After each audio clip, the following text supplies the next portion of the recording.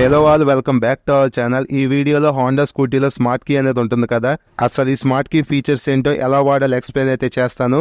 First key design చూడటానికి ఎలా అయితే ఉంటుంది. ఈ కీలో 2 బటన్స్ అయితే ఉంటాయి. స్కూటీ ఆన్ చేయడానికి ఒక బటన్, కింద స్కూటీ ఐడెంటిఫికేషన్ బటన్ అనేది ఉంటుంది. ఒకవేళ మీ దగ్గర నుండి స్మార్ట్ కీ అనేది పోతే ఇక్కడ కనిపిస్తుంది చూసారా, ఇది ఒక కీ లాంటిది అనమాట. ఇది మీకు హెల్ప్ అయితే అవుతుంది. ఇక్కడ నేను మార్క్ చేసిన ఈ ప్యానల్ అనేది రిమూవ్ చేస్తే ఓపెన్ అయితే అయిపోతుంది సింపుల్ గా. దీని లోపల ఒక లాక్ సిస్టమ్ అనేది ఉంటుంది. సో ఈ కీని యూజ్ చేసి స్కూటీకి హ్యాండిల్ లాక్ చేస్తే అన్లాక్ అయితే చేయొచ్చు, బ్యాక్ సైడ్ సీట్ ను కూడా ఓపెన్ అయితే చేయొచ్చు. స్కూటీ అయితే స్టార్ట్ చేయలేం, ఇది గుర్తుపెట్టుకోండి. సో ఈ స్మార్ట్ కీ పోయినప్పుడు ఇందాక నేను చూపించిన ఆ కీని యూజ్ చేసి హ్యాండిల్ అన్లాక్ చేసి షోరూమ్ కి తీసుకొస్తే వీళ్ళ దగ్గర ఒక టెక్నాలజీ ఉంటుంది అనమాట. ఆ టెక్నాలజీ యూజ్ చేసి మీకు స్మార్ట్ కీ ఇంకోటి రెడీ చేసి ఇస్తారు. ఈ కీని ఆన్ చేయాలంటే పైన ఉన్న బటన్ లాంగ్ ప్రెస్ చేస్తే లైట్ ఇండికేషన్ అనేది వస్తుంది. రెడ్ కలర్ వస్తే ఆఫ్ లో ఉన్నట్టు, గ్రీన్ కలర్ వస్తే ఆన్ లో ఉన్నట్టు. ఇప్పుడు ఈ కీలో ఉన్న సెకండ్ బటన్ గురించి ఎక్స్ప్లెయిన్ అయితే చేస్తాను. ఇదే వెహికల్ ఐడెంటిఫికేషన్ బటన్ అన్నమాట. సో ఈ బటన్ ప్రెస్ చేయగానే స్కూటీలో ఉన్న back side signal lights, front side indicators అనేవి బ్లింక్ అవుతాయి అనమాట. సో ఇలా బ్లింక్ అయినప్పుడు వెహికల్ అనేది ఎక్కడుందో మనం ఈజీగా ఐడెంటిఫై అయితే చేయొచ్చు. కానీ ఎలాంటి సౌండ్ అయితే రావట్లేదు, నేను చెక్ చేశాను. సౌండ్ కూడా వచ్చుంటే బాగుండి అనిపించింది నాకైతే. సో ఇది ఫ్రెండ్స్ మీకు అర్థమైంది అనుకుంటున్నాను వెహికల్ ఐడెంటిఫికేషన్ బటన్ అంటే ఏంటో.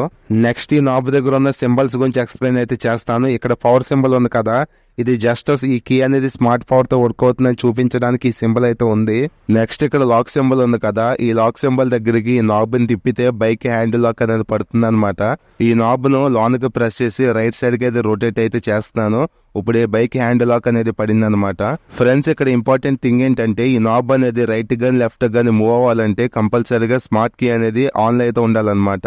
స్మార్ట్ కీ అనేది ఆన్ లో లేకపోతే ఈ నాబ్ అనేది అసలు రొటేట్ అవ్వదు. నెక్స్ట్ ఈ 0 సింబల్ ఉంది కదా, ఇది జస్ట్ వెహికల్ ఫీచర్స్ ఆన్ లో ఉన్నాయి అని ఇండికేట్ చేయడానికి మాత్రమే ఈ సింబల్ యూజ్ అయితే అవుతుంది.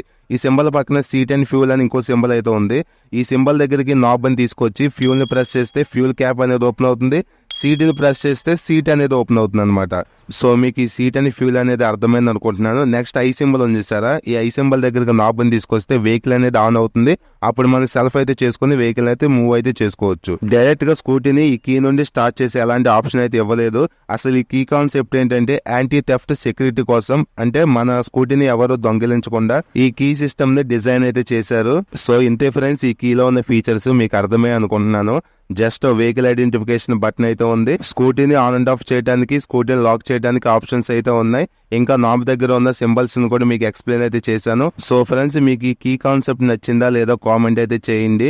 మాన్యువల్ కీ బాగుందా, ఈ కీ బాగుందా, మీకు ఈ రెండిట్లో ఏది బెటర్ అనిపించిందో కూడా కామెంట్ అయితే చేయండి. మన ఛానల్ ఫస్ట్ టైం చూస్తే సబ్స్క్రైబ్ చేసుకోండి, వీడియోని లైక్ చేసి షేర్ అయితే చేయండి. Thank you.